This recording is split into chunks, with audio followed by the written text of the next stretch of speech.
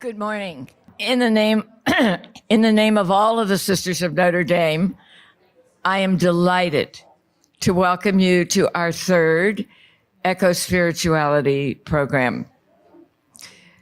We are especially blessed to have with us Dr. Marcus Mescher. Dr. Mescher received his PhD from Boston College, as well as his master's in theology. If you know anything about theology colleges in this country, you know he went to the best. It's very exciting to have him with us today. He has published extensively. He has 3 books, 2 of which are already available on Amazon, and the third, about the church, will come out next year, early next year, and be available as well as Amazon. Once you have heard him, I think you, like me, will want to read his books. We placed this morning under the tutelage of Pope Francis. And as you listen to Dr. Marcus Mescher, you will be reminded, I'm sure, of the simple gospel spirituality from which Pope Francis has taught us so much. So it's with great pleasure that I introduce Dr. Marcus Mescher.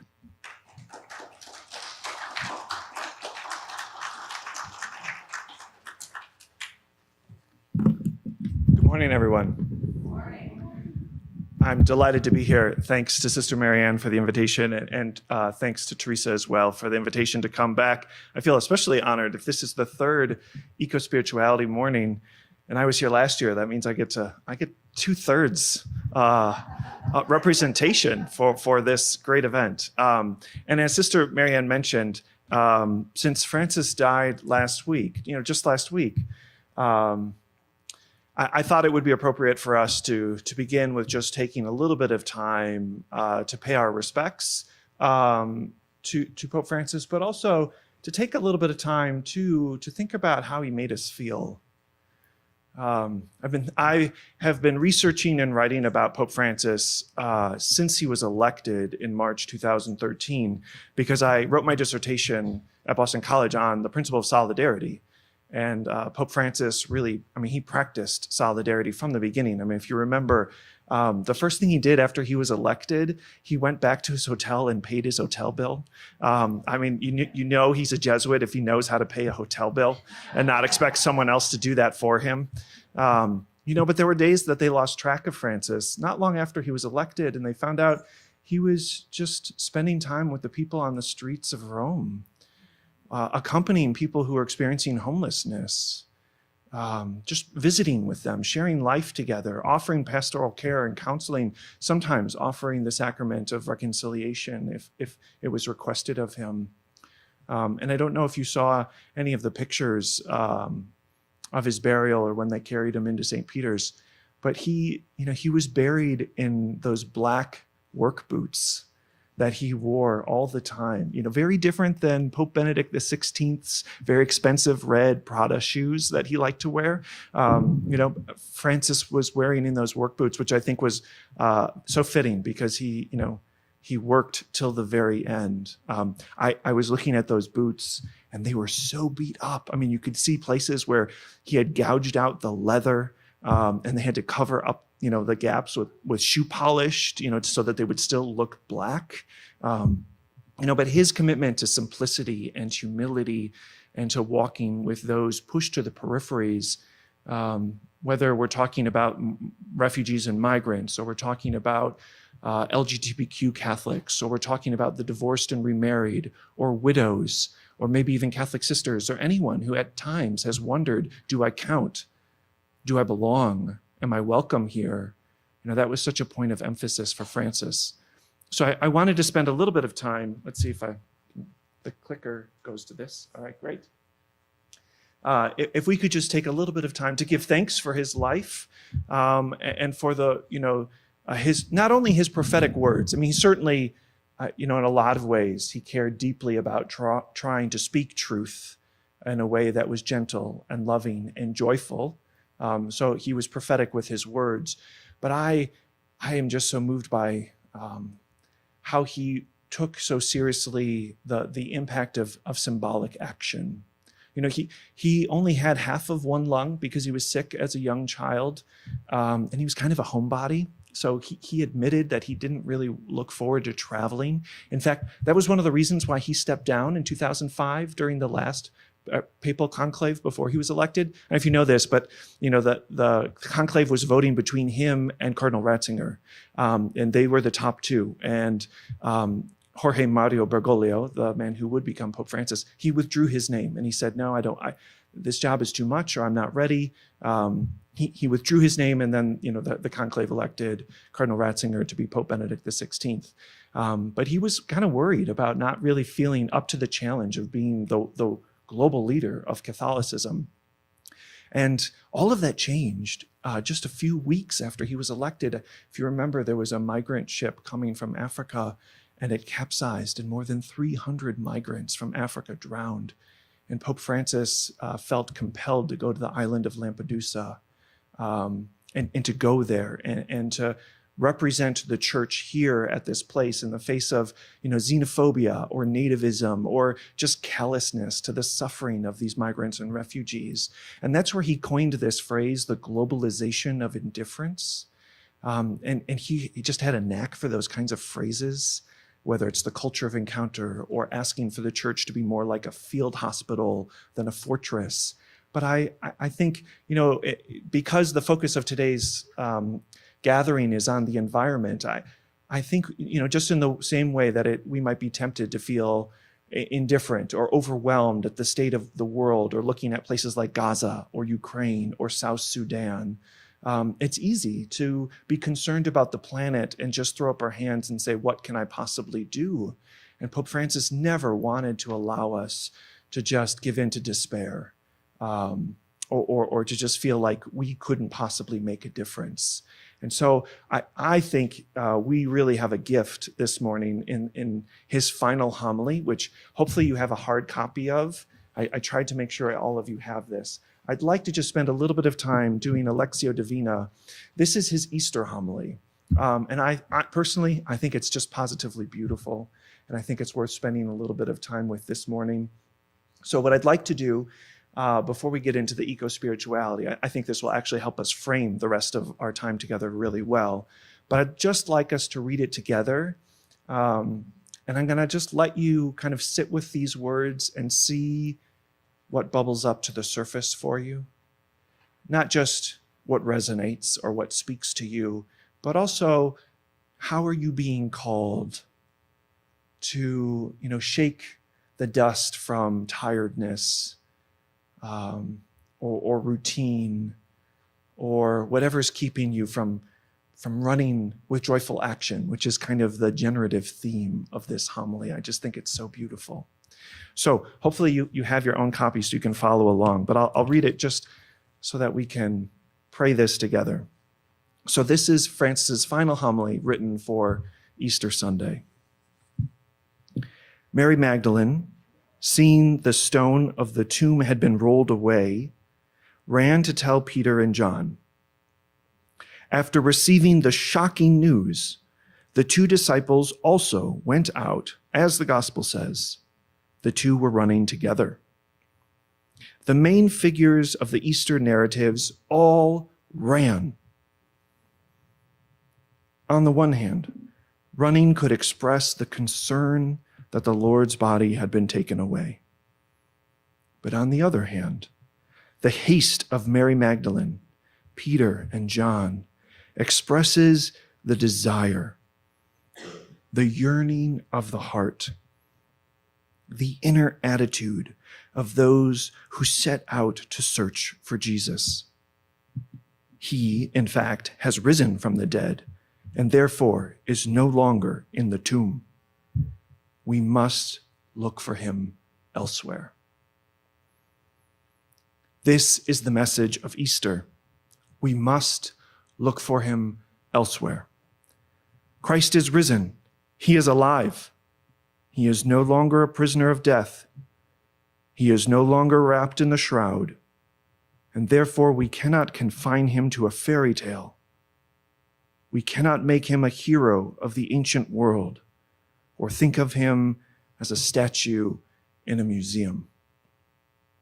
On the contrary, we must look for him, and this is why we cannot remain stationary. We must take action, set out to look for him. Look for him in life. Look for him in the faces of our sisters and brothers. Look for him in everyday business. Look for him everywhere, except in the tomb. We must look for him without ceasing, because if he has risen from the dead, then he is present everywhere. He dwells among us. He hides himself and reveals himself even today in the sisters and brothers we meet along the way, in the most ordinary and unpredictable situations of our lives. He is alive and with us always, shedding the tears.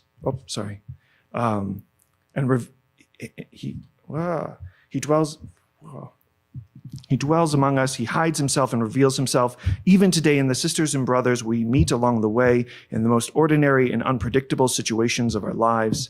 He is alive and with us always, shedding the tears of those who suffer and adding to the beauty of life through the small acts of love carried out by each of us.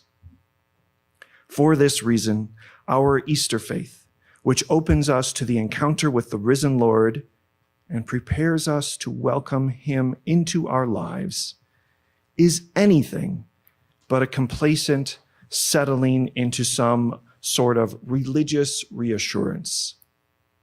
On the contrary, Easter spurs us to action, to run like Mary Magdalene and the disciples. It invites us to have eyes that can see beyond, to perceive Jesus, the one who lives, as the God who reveals himself and makes himself present even today, who speaks to us, goes before us, surprises us. Like Mary Magdalene, every day we can experience losing the Lord. But every day we can also run to look for him again, with the certainty that he will allow himself to be found and will fill us with the light of his resurrection. Brothers and sisters, this is the greatest hope of our life. We can live this poor, fragile, and wounded existence clinging to Christ because he has conquered death. He conquers our darkness, and he will conquer the shadows of the world to make us live with him in joy forever. This is the goal towards which we press on, as the Apostle Paul says, forgetting what lies behind and straining forward to what lies ahead. Like Mary Magdalene, Peter, and John, we hasten to meet Christ. The Jubilee, as you know, this is a Jubilee year. The Jubilee invites us to renew the gift of hope within us, to surrender our sufferings and our concerns to hope, to share it with those whom we meet along our journey, and to entrust to hope the future of our lives and the destiny of the human family. And so we cannot settle for the fleeting things of this world or give in to sadness. We must run, filled with joy. Let us run towards Jesus. Let us rediscover the inestimable grace of being his friends. Let us allow his word of life and truth to shine in our life. As the great theologian Henri de Lubac said, it should be enough to understand this: Christianity is Christ. No, truly, there is nothing else but this. In Christ, we have everything. And this everything that is the risen Christ opens our life to hope. He is alive. He still wants to renew our life today. To him, conqueror of sin and death, we want to say, Lord, on this feast day, we ask you for this gift, that we too may be made new, so as to experience this eternal newness. Cleanse us, O God, from the sad dust of habit, tiredness, and indifference. Give us the joy of waking every morning with wonder, with eyes ready to see the new colors of this morning, unique and unlike any other. Everything is new, Lord, and nothing is the same. Nothing is old. Sisters and brothers, in the wonder of the Easter faith, carrying in our hearts every expectation of peace and liberation, we can say, with you, O Lord, everything is new. With you, everything begins again. I can't think of more beautiful words for a final homily. And a word of encouragement, I think, from Francis to us. So I want to give you just a little bit of time just to reflect on these words, to see if there's a word or a phrase that is speaking to you this morning, and to let yourself be encouraged by Papa Francisco to keep running, to run with joy, and to see Christ in and be Christ for everyone you encounter. So I'll give you a little bit of quiet time just to see how Papa Francisco might be encouraging you this morning.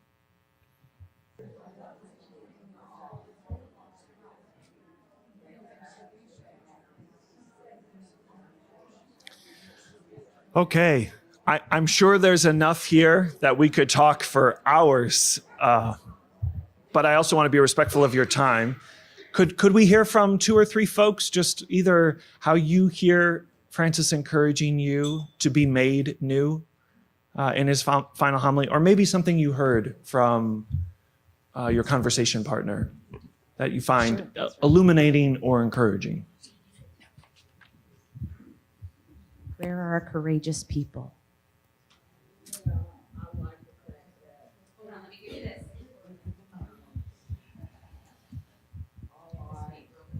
I like the fact that he is alive and with us always, and the tears of those who suffer, and adding to the beauty of life through the small acts of love carried out by each of us.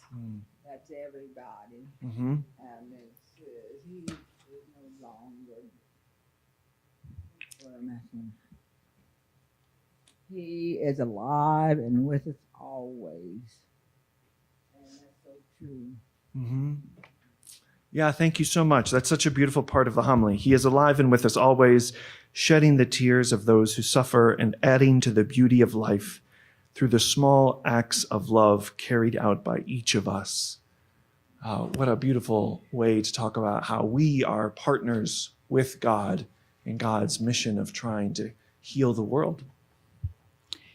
I was just amazed at this homily and the words towards the end, especially in the condition he was in, could hardly breathe. And his last breath he gave to the people.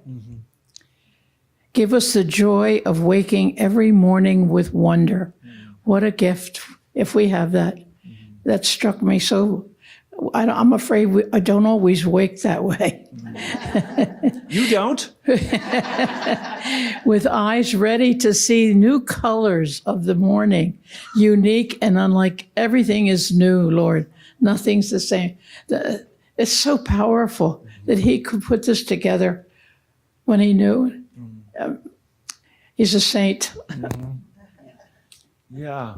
Well, I appreciate you flagging that for us. You know, it's 58 degrees, it's rainy, not the most beautiful day today. But, I always think of Rabbi Abraham Joshua Heschel, who, survived the Holocaust. Most of his family was murdered in the Holocaust. And when he was asked, why he didn't lose his faith, when so many Jewish people did, my grandfather was Jewish and he renounced Judaism after the Holocaust, and he just could not fathom how God could allow the Shoah. But Heschel never lost his faith. And when he was asked why, he talked about exactly what you just said. He described the need for a radical amazement. He said to be spiritual is to be amazed, to take nothing for granted, because life is a miracle. And when we slip into the indifference, where we just are unmoved, either by the beauty of the world or by its suffering, then we have become closer to death than to life. And so I really appreciate that, because I think especially for a talk on eco-spirituality, that radical amazement, to let our eyes be filled with wonder at the majesty, the beauty, the intricacy of creation, that has to be the very first step. Thank you. Thank you. Sure, yeah. Two parts struck me. Two parts struck me in particular. One about Christ opening our life to hope. That, with all that's going on in our church and in our world, it can become hopeless. But to know that Christ, and he's reminding us, Christ is there, that there is hope if we work with Christ and stay close and listen. And the other thing was the God of surprises. I just love that, because we never know what's coming our way. But to be open to it and stay in tune with God and Christ and communicate with them, we'll be open to these surprises. Yeah, thank you so much. Yeah, I think for those of us who are cradle Catholics or who have been practicing faith for a long time, even the liturgical calendar can become a little bit stale. My daughter Grace just turned 7, and she was so confused. If we just celebrated Jesus' birthday in December, and he was just born in December, how can he be a man and die in April? She's just so lost. And I think, that's one of the risks of ritual or routine, right? It just becomes stale. Even the Eucharist risks that, right? If we miss, seeing the Eucharist with the eyes of wonder and to see Christ present in the Eucharist. And, Augustine always said, become what you receive, the body of Christ. How many people, for whom the Eucharist has become just an act without really, thinking about the gift of God's self-gift to us, so that we can be transformed and transformative in the world. I think, that's the risk of Easter too, that we're like, oh yes, we know this is the season of joy and hope and peace, and we'll celebrate. But we don't really think about how it is not just a historical event, right? It didn't just happen 2,000 years ago. It's a cosmic event that changes creation, right? St. Paul says that because Christ rose from the dead, we are a new creation. We have been made new. And the Jesuit theologian John Sobrino says, if we take this seriously, what Paul is telling us is that we should live now as risen beings, not wait for it. Now, obviously, this is not the fullness of the eschaton, right? But the resurrection shows us our destiny. And it's not just a hint of a sneak preview or coming attractions, right? God is saying, my love is stronger than the powers of sin and death. You have to rely on the gift of grace to be made new and to make the world new. And that's the invitation, right? To make the world new every day. And the only way we can do that, right, is to have those eyes of wonder, to be open to the gift of God's self-giving, which is always and everywhere available to us, right? That's why I love being Catholic, that sacramental worldview, that everything we see is mediating the presence and power of God. Everything that we see, everywhere we go, is sacred. And if we really took seriously that invitation to live now as risen beings, right, that means that sin and death can't hold us. They don't get the last word. So, right, it's easy to lose hope, right, or give in to temptations of self-doubt, or that questioning of who am I, right, or anything that gets in the way of hope. But I really hope that you'll hold on to this homily, because I think Francis is urging us onwards, right, to be in tune with that Easter grace that is available to us even in ordinary time when we get there. All right, so, oh, it's here. Got it. So for this year's eco-spirituality talk, Sister Marianne asked me to kind of focus on a line that comes from the opening paragraphs of Pope Francis's 2020 encyclical Fratelli Tutti, which Pope Francis explains is inspired by, his devotion of Francis of Assisi. He chose the name Francis of Assisi because after he was elected in March 2013, his very good friend, a cardinal named Claudio Gomes from Brazil, he whispered in Jorge Mario Bergoglio's ear, "Don't forget the poor." And when he heard this from his friend from Brazil, that was when he knew he had to choose the name Francis of Assisi. And he explains in these opening paragraphs of Fratelli Tutti how Francis of Assisi inspired him to write the encyclical letter Laudato Si. I mean, he started on that encyclical as soon as he was elected in 2013, and he sent it to scientists and theologians all over the world. It was revised at least 3 times before he published it in June 2015. He wanted to make sure that it was theologically sound, that it was scientifically sound. And so I'm excited that we get to celebrate the 10th anniversary of Laudato Si next month. But he says in Fratelli Tutti that he really felt inspired by the way Francis saw a sister or a brother everywhere he looked, not just in the stranger. And you may know Francis of Assisi engaged with Muslims in dialogue. He was really interested in interfaith dialogue and trying to advance peace outside the Catholic tradition. That you might know also from, I don't know if you've ever been to Assisi, it's just enchanting. I mean, you could just feel the holiness of Francis and Clare everywhere you go. And I learned when I went to Assisi, actually, we get this wrong. We always say Clare was a disciple of Francis, but it's actually the opposite, that Francis was the disciple of Clare. But there are legends that when Francis would practice his homilies or his sermons or what he was thinking about, he would preach to the birds or to the rabbits, and that when he had extra food in his home, he would feed even the wolves around Assisi, right? Like he had this really clear sense of kinship that wasn't anthropocentric. It didn't see any kind of life as second class or as less than.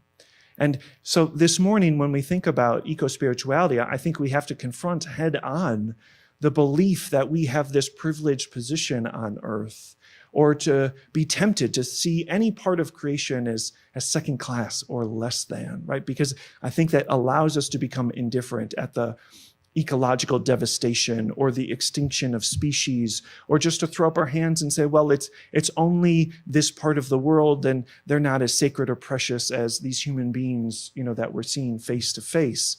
And I think, what the invitation here, trying to draw from Francis of Assisi's legacy, is to see everything is interconnected. Everything belongs. Everything is a mediation of the presence and power of God. The poet Mary Oliver talks about how beauty is the signature of God. And I think that that's so true, and it gives me a sense of wonder, but not only, beauty as the signature of the presence of God, every part of creation that we get to enjoy. So when Sister Marianne asked about this concept of being neighbor to nature, which is something she pulled out of my book, so she knows I've thought a lot about this. The roots of this are certainly something we can see in Laudato Si, where Pope Francis invites us to see that we are all linked by these unseen bonds, that together we form a kind of universal family, a sublime communion which fills us with a sacred, affectionate, and humble respect, both for the Creator and for creation. Francis explains, everything is connected. Concern for the environment thus needs to be joined to a sincere love for our fellow human beings. And this can be tough, right? Because we all know the Great Commandment, right? Love God and your neighbor. And so for 2,000 years, we've kind of focused on that Great Commandment without really thinking about whether or how that connects to our non-human neighbors. So what I wanted to do is to think about, is there a biblical warrant for thinking about non-human nature as neighbor? And when we think about where we learn about Christian neighbor love, of course, I think one of the best places to go is in the story of the Good Samaritan, which is all that's on the screen. So if it's hard for you to see, I know you know that story very well. You know the story of the Good Samaritan, and hopefully you remember some of the details of the story. Right? The story is framed by a lawyer who wants to know, what must I do to inherit eternal life? It's the most important question a Jewish person could ask. So this isn't one story among others. Right? Jesus is saying this is what is vital to being a person of faith. And because the person asking the question is a lawyer, Jesus knows that the lawyer is schooled in the Torah. And Jesus empowers his interlocutor and says, well, you know the law. How do you read it? Which I love, right? Jesus is empowering this person who's trying to trap Jesus, right? The lawyer doesn't have perfect motives here, but rather than be put on the defensive or to get angry or hostile, Jesus empowers the lawyer and says, okay, smarty pants, how do you read scripture? And the lawyer does something that has never been done before. Again, I think this is the risk of reading these stories over and over and over. They can become stale, or we can leave them at kind of a superficial level, right? Love God, love your neighbor. Yep, got it, I know it, right? Greatest commandment. But the lawyer takes the Shema, which is supposed to be on the lips of a pious Jew at all times, right? I love the Lord with all my heart, with all my strength, with all my soul, right? That's Deuteronomy 6:5. And he takes Leviticus 19:18, love my neighbor as myself, and he puts them together as a new single command. Totally novel. You won't find that anywhere else in Scripture, right? In Matthew and Mark, there's the Great Commandment, which is love God, and then a second. There's a hierarchy. The lawyer doesn't do that, right? He gives them one command. He puts them together, which is amazing, right? Deuteronomy 6:5 and Leviticus 19:18 are different chapters of the Torah, hundreds of verses apart, right? But the lawyer can see the way to love God is by loving our neighbor, right? But what does Jesus do? He doesn't say, wow, well done. I am so impressed, right? Jesus says, you've answered correctly. Do this and you will live. It's not about the knowing. It's not about being some fancy schmancy theologian who's written 3 books and you can find them on Amazon, right? It's not about what we think. It's not about what we say. It's ultimately what we do that matters. It's the exact same message we get in Matthew 25, right? Jesus' last sermon before he's killed. The separation of sheep from goats, the judgment of nations. How are we judged? Has nothing to do with belief. Has nothing to do with the nice things we say. Has everything to do about action. Right? I was hungry and you gave me something to eat, or you didn't. I was a stranger and you welcomed me, or you didn't. Right? The exact same message here. And the lawyer is so embarrassed. Right? So then he tries to find a loophole. If you know any attorneys, you understand this. Right? So the lawyer says, who is my neighbor? Again, we've heard the story so many times. We're just not even bothered by this. Right? That's a perfectly natural question to ask. It's not. What's wrong with asking who is my neighbor? It implies there's a non-neighbor. It's a limit-seeking question. Right? How much do I have to worry about other people, or how little can I get away with? I want to identify those non-neighbors that are beyond my moral concern. Who are the people that I don't have to worry about, that I don't have to answer to, right? And Jesus takes dynamite to that way of thinking, blows it right up. Right? You can't think about what's the least I can get away with. And so that's the invitation to really sit with this parable and to think about, okay, I can't only be thinking about how to absolve myself from a problem that I'm facing or suffering when I encounter it. I have to think about how I'm being invited to do what Jesus says at the very end, right? Go and do likewise, which isn't go and do exactly the same, right? He's not saying you have to help every person you encounter all the time, right? We'd never get where we were going if we had to stop and help every person we encountered. It's not do the same. Likewise comes from the Greek word homois, which is similar to likewise, right? Jesus invites us to use our imagination and to use this story to say, okay, In the same way that Francis is trying to encourage us and to say, run with joy. Shake free from the sad dust of tiredness or indifference or routine, whatever's keeping you from wonder, right? This story is the same story to say, okay, how can you do something similar as the Samaritan in this story? So just a few details in this story that are worth thinking a little bit more about, right? This is the only parable that's located in a specific geographical location. Why? It matters. I don't know if you've ever had the chance to travel to the Holy Land, but you might know that Jerusalem is a city up on a hill. It's high in elevation. And to get to Jericho, you have to go down these switchback curves to get down to Jericho. Jerusalem's the center of religion. Jericho's the center of commerce, right? So you could think of Jericho's like New York City, lots of people coming and going, everyone's carrying money, but all those switchback curves make that road notoriously unsafe, susceptible to ambush. I don't know if you ever went out to Mount Rushmore and did those hairpin turns and the Black Hills, right? But it's treacherous because you can't see around a curve. So the man who's traveling this road alone is an idiot in the eyes of Jesus' audience. They have no sympathy for him. This is what happens when you travel the road to Jericho by yourself. You get jumped. You get beaten, robbed, and left for dead. Phooey on him, right? That callousness is what Jesus is playing on, because the priest and the Levite, when they spy the man in the ditch, they don't even go over to check on him. They don't see if he's alive or dead. Right? And I've heard some horrible homilies on this sermon or on this parable. And, priests will absolve the priest and the Levite and say, well, they couldn't become ritually unclean if they touched a corpse or, this or that reason. But the priest and the Levite were compelled by the Torah. The law commands that if you encounter a dead body, you have to cover the dead body out of respect for the dead. They should have taken off their outer garment and covered the man who had been beaten and stripped naked. But they don't.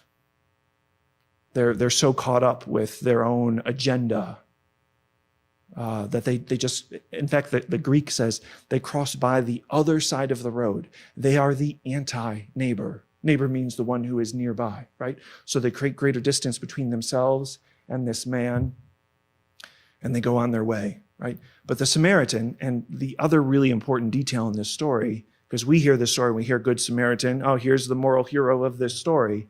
But the Samaritan was the most despised person Jesus' audience could have conceived of. I mean, you have to think of someone who would make your skin crawl or your stomach turn, right? Someone that you just can't stand, right? So you have to think of feelings like disgust or derision or scorn to understand what it meant to be a Samaritan at this time, right? They were from part of the northern kingdom. They had been conquered. So the Jewish people considered them half-breeds. They weren't allowed to worship in the temple. In fact, right before Jesus tells this story, the Samaritans had desecrated the temple so that the Jewish people couldn't celebrate Passover in Jerusalem. These Jews were pissed at the Samaritans.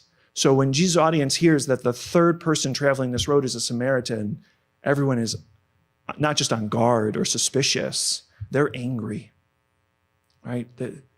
They despise the Samaritan. This is the last person that they would want to encounter, the last person that they could see the divine in or would want to be the divine for. So this man, the object of so much derision and scorn, he's walking on the road as a despised outcast. He sees the man beaten, robbed, and left for dead in the ditch, and he doesn't know this isn't an ambush. He doesn't know it's not a setup, right? And the text reads that his heart melted, that he's moved with pity or compassion, right? In the ancient world, they thought the center of the person was in the gut, right? So you can just imagine this visceral experience of compassion. And I imagine it's partly because he is a despised outcast. He knows what it's like to be vulnerable. He knows what it's like to be left for dead, to be insignificant, to have people be unbothered by his state in life. So imagine the courage that it took him to go into that ditch and to bring the beaten man to the inn, where this isn't the Holiday Inn, right? Like this isn't a nice B&B. Inns were unsavory places for unsavory characters, right? Where people were up to no good. But the Samaritan brings him there and invites other people to be part of this journey of convalescence, Incredible courage, incredible compassion. And in a world where we're always looking for, ways to label people and to put people into camps of us or them, right? The Samaritan is moved by this human connection and invites other people to join him in providing for his care and promises to return, right? This isn't a random act of kindness. This isn't, about helping people only in a roadside emergency, which is how we often domesticate the story, right? Jesus is saying, if the question is, what must I do to inherit eternal life? Here's an illustration to practice this kind of courage, this kind of compassion, this kind of boundary-breaking solidarity that blows up categories of us and them so that people can see there is no them, there is only us. And also, though, the humility, right? The Samaritan doesn't abandon his family or quit his job and start the Jericho Road Improvement Association and ensure that this never happens to anyone else again, right? Some people read this story and think it's an impossible ideal. It's too idealistic. But I don't see it that way, right? I think this is an invitation to do what we can, no more and no less. And humility, as Aquinas defines it, is the virtue of being able to tell the truth about ourselves, right? To see our goodness, but to also acknowledge our limitations, right? You might know that prayer from Ken Untner. It's often called the Romero prayer, but Romero didn't write it, where he talks about how we are, prophets of a future not our own. We have to take the long view. He says we are ministers, not messiahs, right? Like, it's a good reminder to say, I can only do so much, but I'm going to do what I can, no more and no less. And so when Jesus says, go and do likewise, right, this is the invitation to think about how can I practice this kind of Samaritan-like courage and compassion and boundary-breaking solidarity, this kind of humility to be able to say, I'm going to do the good I can, no more and no less, right? So I don't beat myself up for all the problems I can't solve, right? That kind of guilt-tripping serves no one. Because in the end, this is a story about fidelity, right? The lawyer comes back to Jesus, or Jesus asks the lawyer, which of these three persons was neighbor to the man who's beaten, robbed, and left for dead? That he changes neighbor, right? Because the original question was, who is my neighbor? That's an object unto me, someone that I'm responsible for. Jesus changes that, and now the question is, who was neighbor to? Jesus takes neighbor from an object, someone that we have to serve, someone we're accountable to, and makes neighbor a proactively loving subject. Right? He's trying to remind us of our own agency. So if we're asking ourselves, who is my neighbor, we're asking the wrong question. The proper question should be, to whom am I a neighbor? Or what kind of neighbor am I? And that's the invitation with this story, to think about how this should expand our consideration of how we can show neighbor love to others. And this is not new. St. Augustine said 1700 years ago, with this story, there are no non-neighbors. Right? So I'm not actually saying anything Augustine didn't. But what is interesting is more recently, some eco-theologians have used this story to say we should extend Christian neighbor love, because it's part of that Great Commandment, right? To love God and your neighbor as yourself.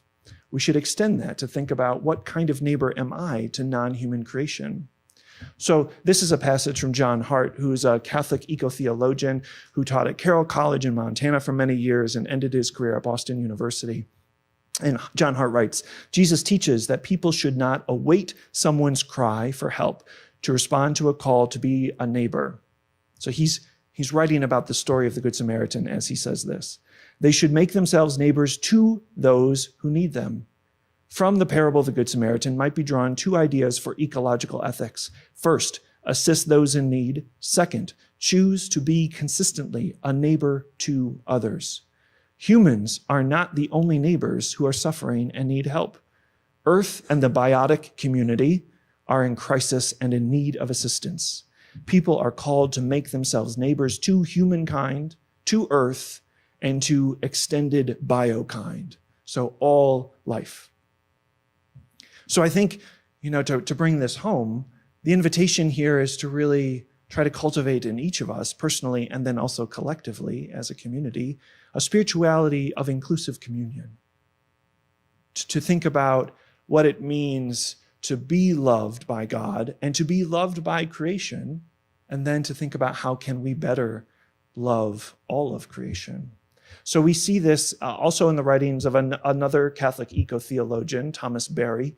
He writes, everything in the universe is genetically cousin to everything else. There's literally one family, one bonding in the universe because everything is descended from one source. Literally, we are a single community.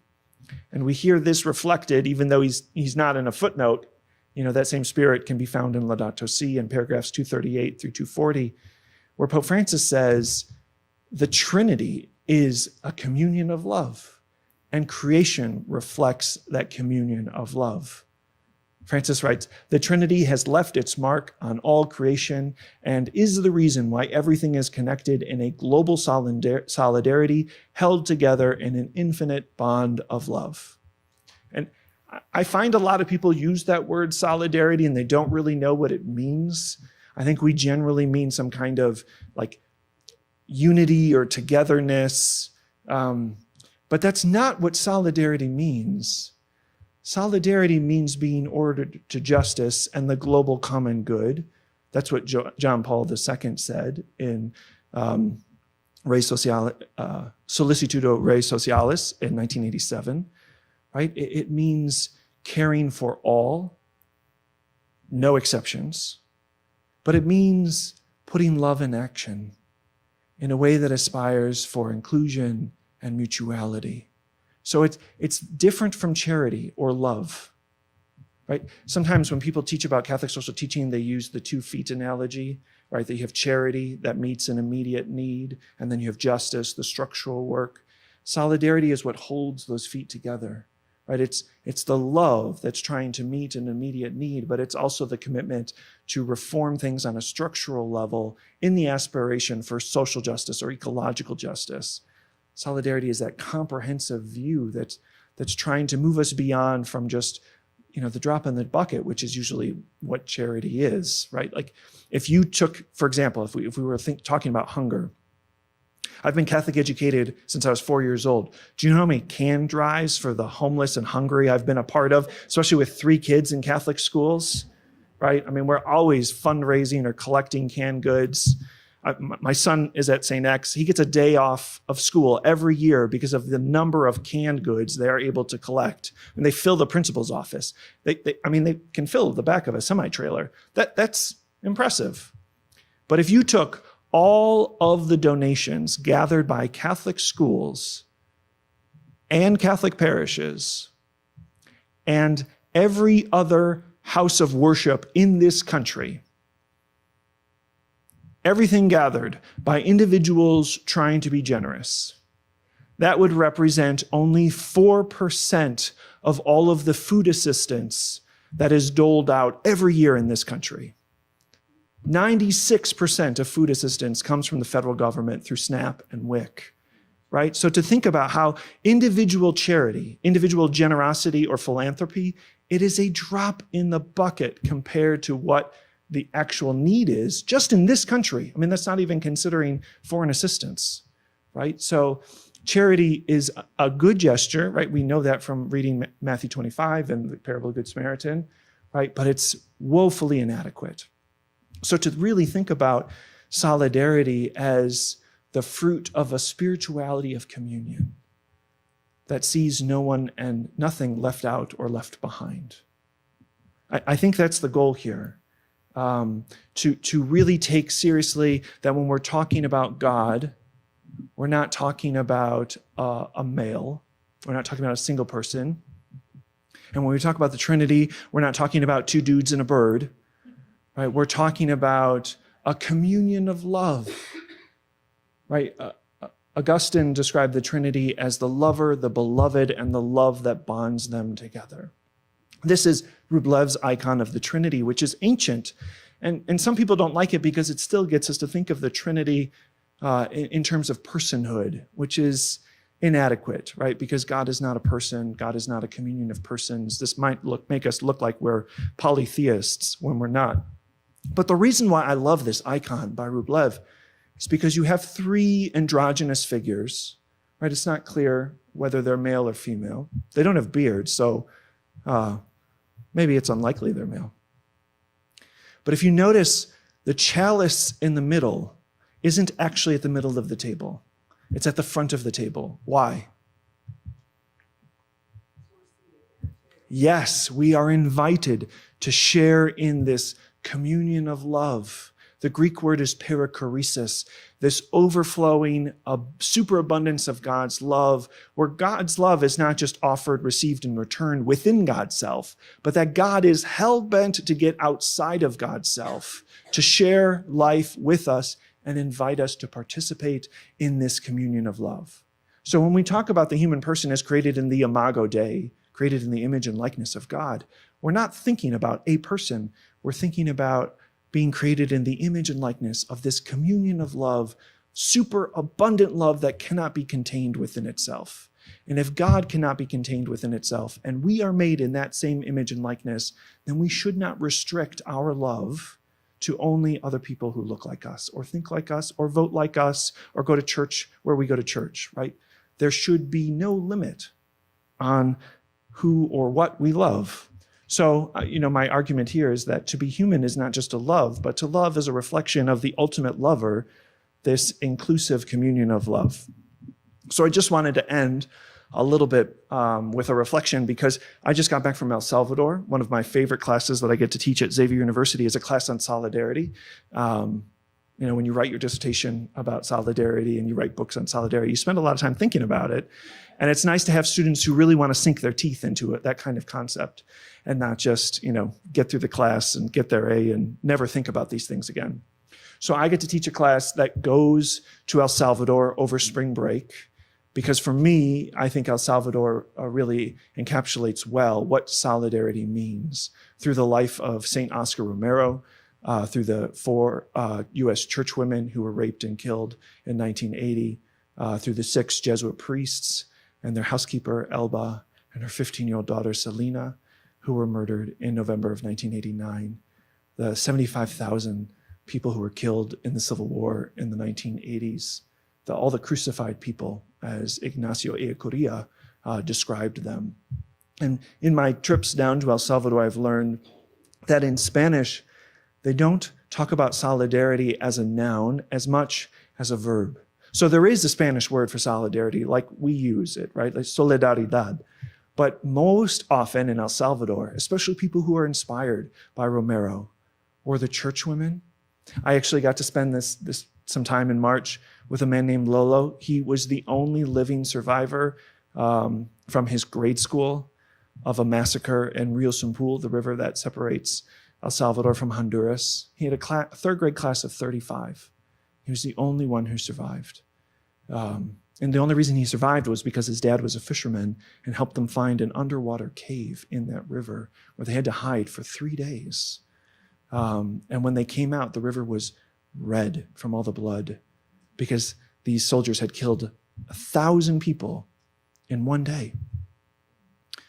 And they were saved by Ita Ford. Ita Ford put Lolo and his parents in the back of her truck, covered them with blankets and tarps, and blew through 5 checkpoints. Lolo says she was praying the rosary the whole way. I'm not going to stop. I'm not going to stop. And you can imagine these checkpoints with these soldiers, right? She blew right through them, just hoping that as a Catholic sister, the soldiers would not shoot at her. But that's the only reason Lolo survived, was because of Ita Ford. And just thinking about when, for Lolo, someone who's very timid and, I can't imagine surviving a massacre and being the only third grader to survive and how hard that's been.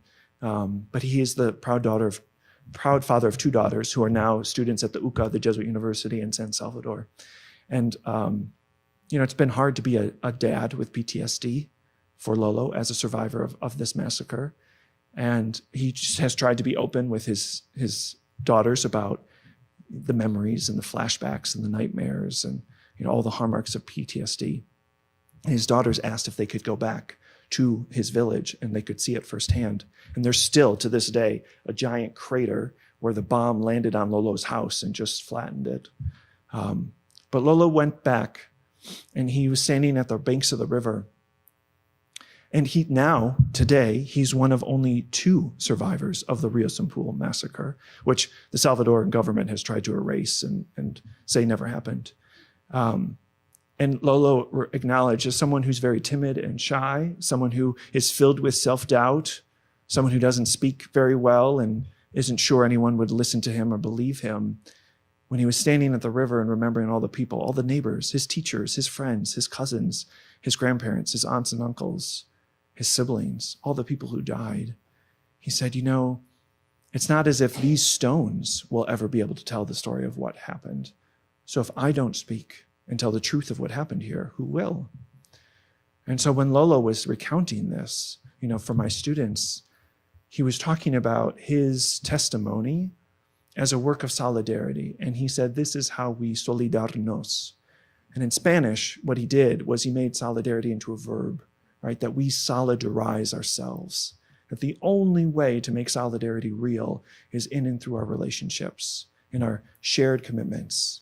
So to see solidarity as a verb, I think, is an opportunity for us to say, okay, if our goal is to deepen our eco-spirituality, it's great to have wonder and awe and appreciation and to see the sacred in and around us and to really take in this sacramental worldview. Yes, so important. But what's even more important is how we respond and how we invite other people to join us, right? That's how we solidarize ourselves, right? By taking action together. And so I wanted to share some of these words from St. Oscar Romero. This is from his pastoral letter. It's called A Pastoral Letter to a Church Amid a National Crisis, which, boy, he's writing in 1979, but I can think of a few national crises right now. And Romero says, the human progress that Christ wants to promote is that of whole persons in their transcendent dimension and their historical dimension, in their spiritual dimension and their bodily dimension. Whole persons must be saved. Persons in their social relationships who won't consider some people more human than others, but will view all as brothers and sisters and give preference to the neediest. And if we take that seriously with what John Hart writes, to think about extending that not just to our human neighbors, but to all of creation. Romero writes, today needs Christians, and from Christianity will come humanity's true liberators. And I thought of these lines because of Pope Francis's final homily, right? His last lines. Sisters and brothers, in the wonder of the Easter faith, carrying in our hearts every expectation of peace and liberation, we can say with you, O Lord, everything is new. So carrying in our hearts this expectation for peace and liberation, right? Like we have to be humanity's liberators and to liberate people from thinking that we don't have to care about the environment or these problems are too big for us to solve or that'll be a problem for the next generation or whatever we do to try to absolve ourselves or let ourselves off the hook or to keep us from running with joy. And I think that's what I see in Romero. I mean, his image is everywhere. I love this picture of him, because he's surrounded by people. His bishop's mitre said, sentir con la iglesia, which means to feel with the church. I think if you take the Spanish seriously, it means even better to have one heart, to have one mind with the church. And there's so many pictures of him with the people. My favorite picture of him, because you can visit his home, this tiny little home that these Carmelite sisters built for him. They knew he would not accept this house. He was sleeping on a cot in the back of a chapel, at this cancer hospital in San Salvador. He had no place to receive people. So the sisters said, we have to build him at least a place where he can receive people, when they want to visit with the Archbishop. And these sisters were so smart, like all Catholic sisters. They knew the only way Romero would accept this house, and it's tiny. It's only 3 rooms. I mean, it's smaller than this stage. They had the cancer patients at the hospital present the house to Romero for his birthday. And he could not say no. But my favorite picture in his house is a picture of Romero. He's sitting on the side of the road, and he's got a cup of coffee in one hand and a tortilla in the other. And he's just shooting the breeze with people. He's a shepherd who smells like his sheep. Right? I had to do a triple take because in my entire life, I've never seen an archbishop just sitting in the grass, just shooting the breeze with people, listening, sharing life together.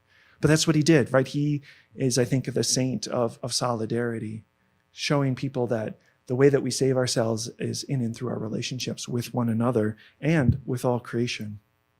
So a year ago when I was here, we spent a little time practicing Ignatian contemplation, trying to see the good in and around us, and to be filled with gratitude at the beauty and the wonder and awe of creation, and in the hope that if we could take time to cultivate more gratitude, that would inspire in us a commitment to be a little bit more generous. And I stand by that. As a product of 14 years of Jesuit education, I've done a lot of contemplation thanks to Walter Burkhardt. And I understand that dynamic between gratitude and generosity as St. Ignatius of Loyola offers it to us. But today I want to do something a little bit different and not just think about how do we cultivate more gratitude or more generosity, or how can we be more like the Samaritan, right? By practicing more courage or compassion or humility or fidelity. But to think about how can we live in such a way so that creation would be grateful for us. Thank you.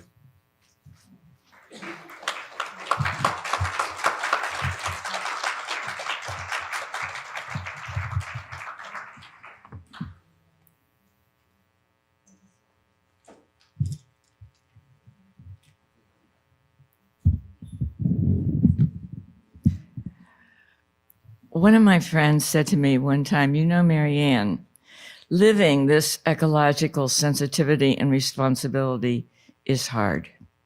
It's inconvenient and it can be troublesome. And that's why we have these mornings of eco-spirituality, at least part one of them, because we all need to have that generosity, that willingness to give nurtured within us. And we look to the theologian to do that.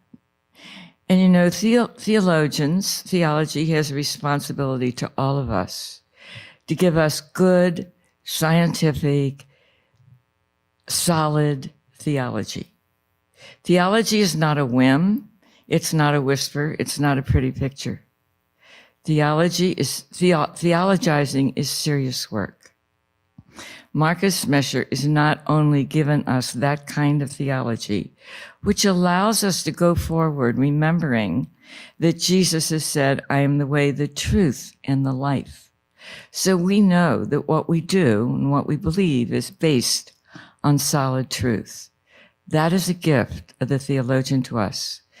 But when the theologian also speaks from the heart and theologizes from the heart, it is contagious. And so we in this room have been infected with a new sense of solidarity and love and willingness to go out of ourselves to care for creation and to care for one another. So Marcus, we are very indebted to you. Thank you so much.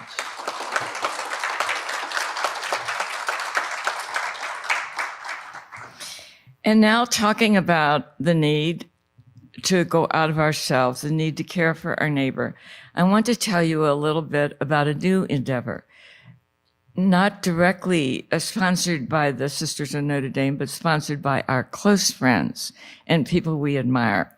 There's a story to this. You may remember that for many years at the corner of 13th and Vine in Over the Rhine, Sister Judy and Mark Shannon together ran a wonderful enterprise, a restaurant called Venice on Vine, which enabled people who had been shoved apart from society, who didn't have the education and the opportunities we had, who had most often been in prison for a number of years, gave these people getting out of prison the opportunity to get a job. And they did it in a long, laborious, loving way. I remember being in the restaurant one time and hearing Mark say to someone, would you like a little help learning to set the table? May I offer a suggestion? That's the way they corrected people. How about that? May I offer you a suggestion? So it was a wonderful place, and it met many needs.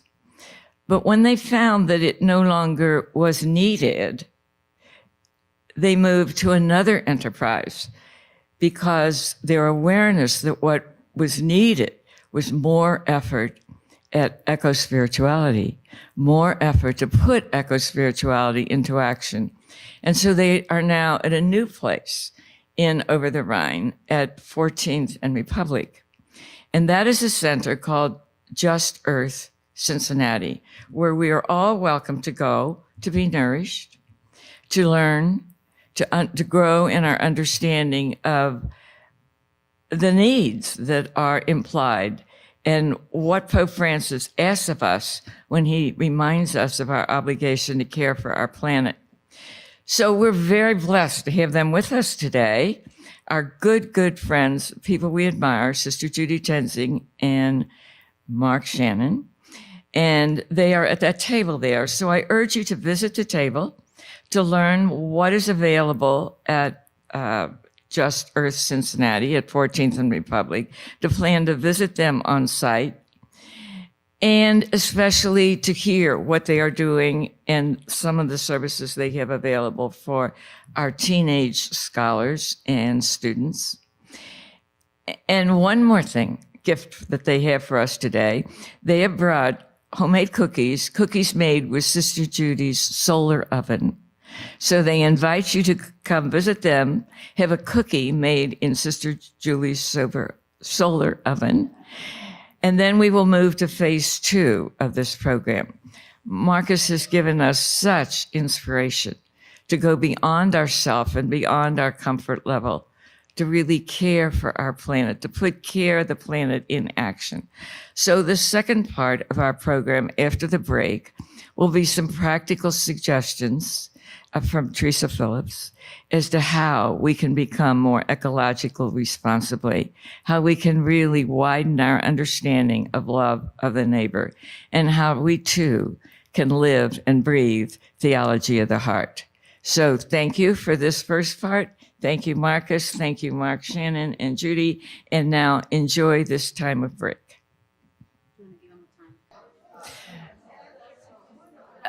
11 o'clock came around fast, didn't it? But we're ready to begin part 2. And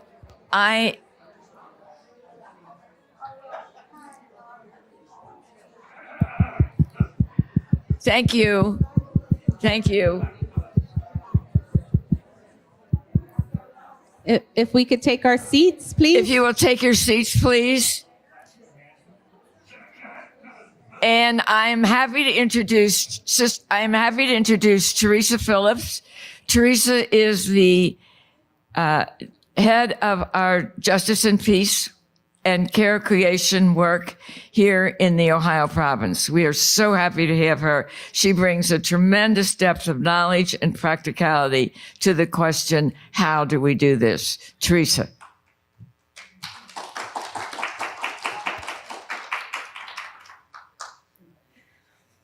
Thank you. Sister Marianne, I'm going off script. I hope you'll bear with me and say a prayer that the Spirit will be with me, as I'm hoping the Spirit will. Because I feel that all of Pope Francis's homily and many of the words Marcus shared with us today, it's changed me a little bit. So I had a kind of a talk prepared about all the practical things we can do, but for me, who struggles regularly with keeping hope alive in my heart and waking up with that wonder at creation, I think maybe the first practical thing we need to do is to tap into that somehow and figure out how we can do that. And I wanted to share with you the words that that I was inspired, I guess, to write down as we listened to Marcus. It was words like run toward and hasten and strain forward. The run with joy. I read them this way, sorry. Turn my paper. the sad dust of habit, and that Easter is a cosmic event.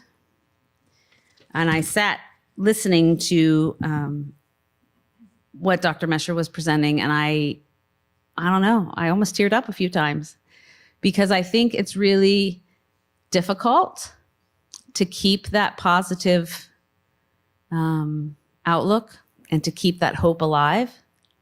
But the alternative to not keeping that hope alive is pretty bleak. So each day, I think, one of the practical things we can do for this is to keep those words of Pope Francis's homily close to us, especially the last line about waking with wonder. And I'm so blessed to work for the Sisters of Notre Dame, whose charism is the goodness of God. And to stay with that and to sit with that and be surrounded by faith-filled women who help me to touch back on that peace, that God is good and that that there's always something to hope for. So first piece of practical advice is to try to tap back into that. And that might just be advice for me. Maybe you all are very joyful and skipping through with wonder every day. But I listen to NPR, and sometimes it's hard to keep that that convenience piece. That's my next thing I'm talking about. So one of the things that I have come to say more often is that one of the things I've realized is that we are harming our planet because of convenience, right? It's a little inconvenient to go with real mugs that we have to wash and not things that we throw in the trash, right? It's a little inconvenient to take my bags to the grocery store. It's a little inconvenient for all of those things. And that was something I realized just recently, in the last couple of months, that if we're going to save our planet, we have to be willing to be inconvenienced. And that's kind of a step. That's a step in the right direction. And I talk a lot about, we do a lot about advocacy work with different groups. And that's all very important. And our particular choices that we make are very important.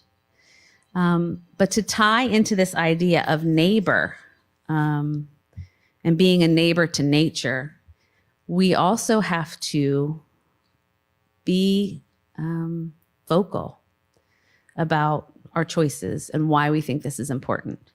And it's hard to do that because it's always going to be pulled into a political thing, but it's not really political. It's our beliefs, it's our hopes, it's our dreams for the next 50 and 100 years on this planet. So being willing to be inconvenienced, I think that seems so simple, but it's going to take system change for us to be able to live this out. So we talk about advocacy. We are advocating through my office. We have folks that are advocating specifically on plastic bags, because that's one of the things that our Dorothy Stang initiative for Laudato Si Action has focused on.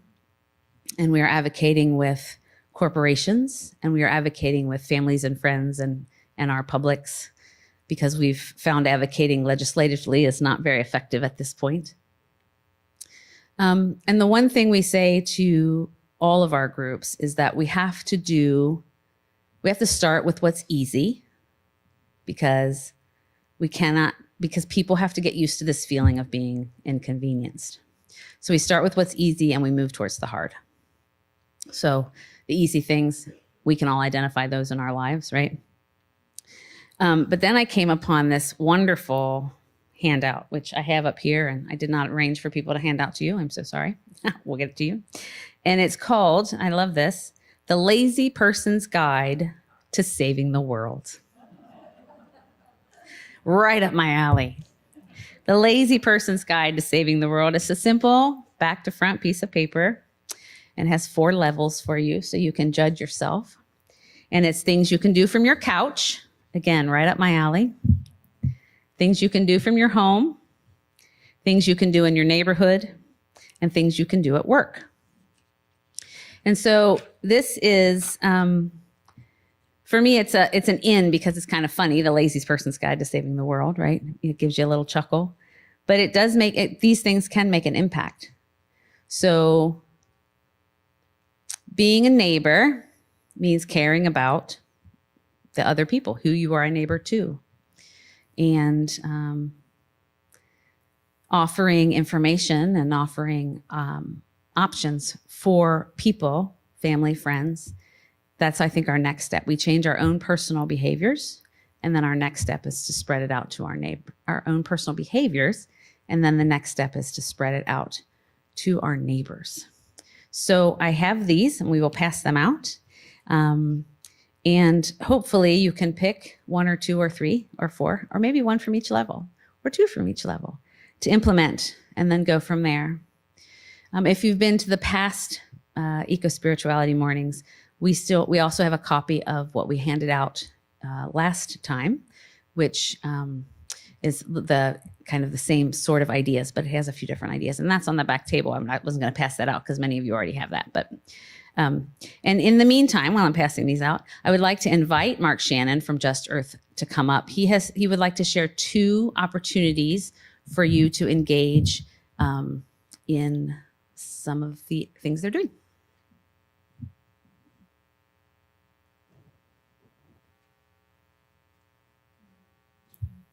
Thank you. Again, I'm Mark Shannon, and I work with Judy Tenzing and Charlie Stinkin. And as Marianne Barnhorn mentioned, for years we were at Venice on Vine, and we did that out of a sense of economic justice. And in the Notre Dame tradition of education, we taught people what they needed to know for life. We feel the work that we're currently involved in makes perfect sense and is a continuation of that ministry. We believe that there are real justice issues related to the environmental crisis, not only to our neighbors, and many of them the most marginalized and disenfranchised, but also to the rest of creation. And it's an injustice what is being done to creation. And to the extent that we see ourselves as separate from, or that it's our job to save something that's outside of ourselves, I think we limit the possibility of what can be done. We are simply part of nature ourselves. Because of that, we came up with our own new mission statement, and we are interested in collaborating with new and longstanding partners to educate and facilitate action to address what we see as the intersecting crises of climate change and biodiversity loss and this question of environmental justice. And it's very, very complex, and there is no one answer. So we can't be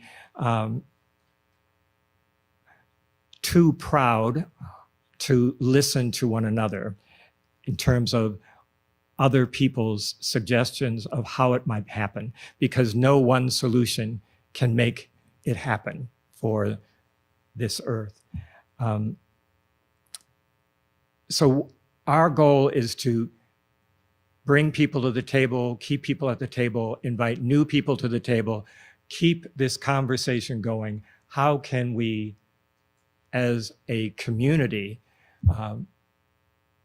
celebrate and honor all of creation?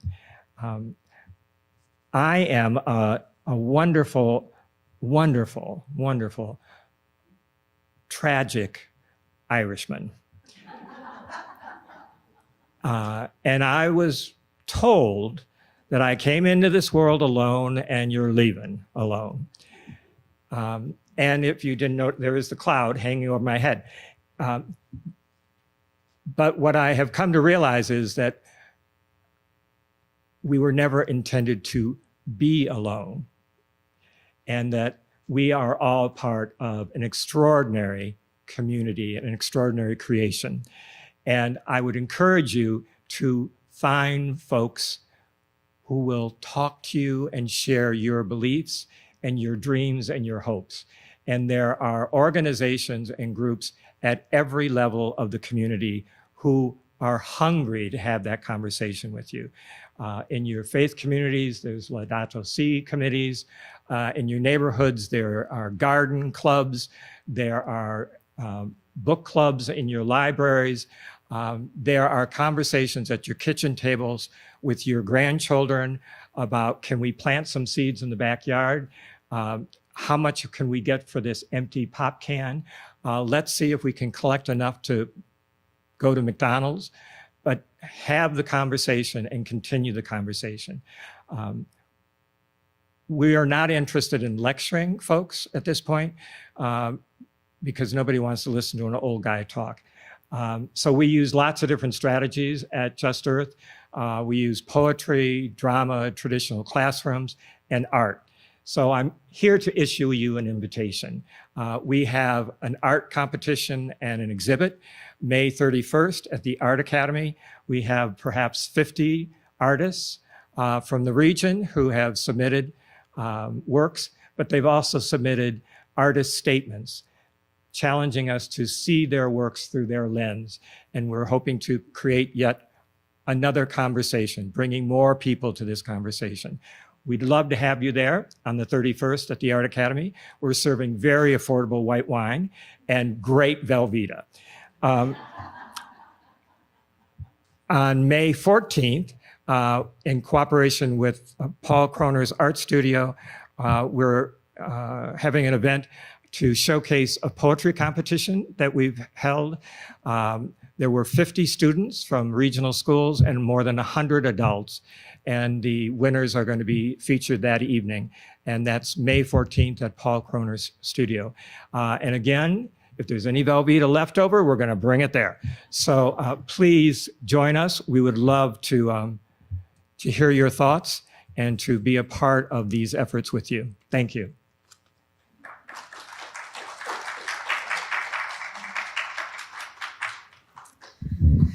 Thank you, Mark and Just Earth. All of our working with them has been such a pleasure. So now that you have your lazy person's guide, I just realized I didn't ask anyone if they had any questions. So if you have questions, we can do that now or after, whichever is fine. Anyone? Okay, so then I'm going to ask Sister Marianne to close us out.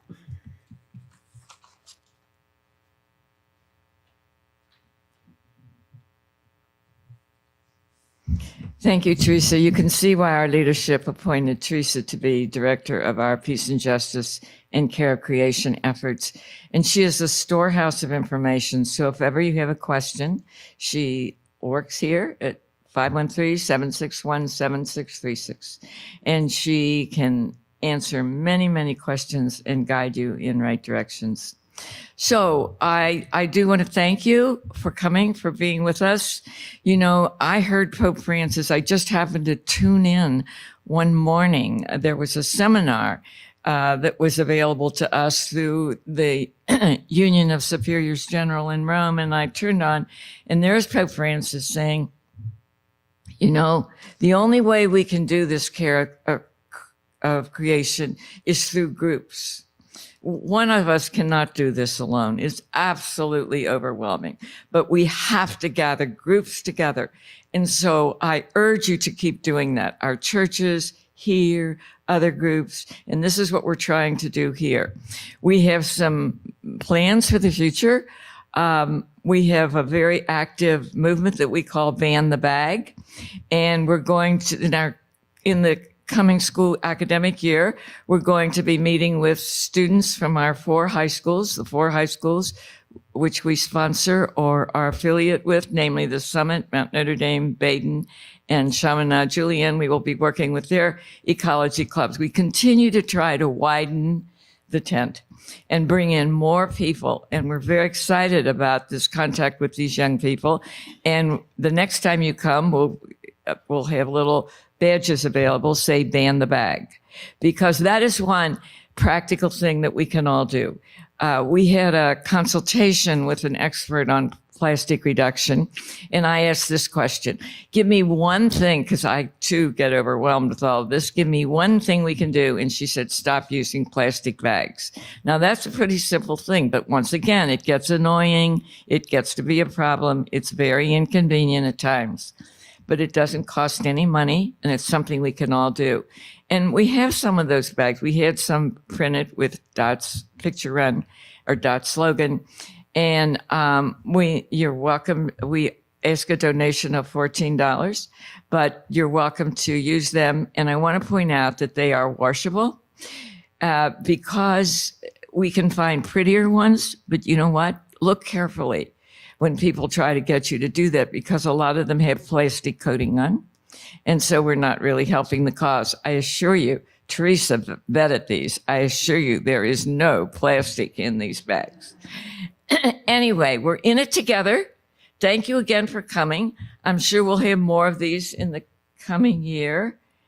And this has been recorded and will be able to available on our website. So if you want to hear Marcus one more time, go to our website, sndohio.org. Thank you.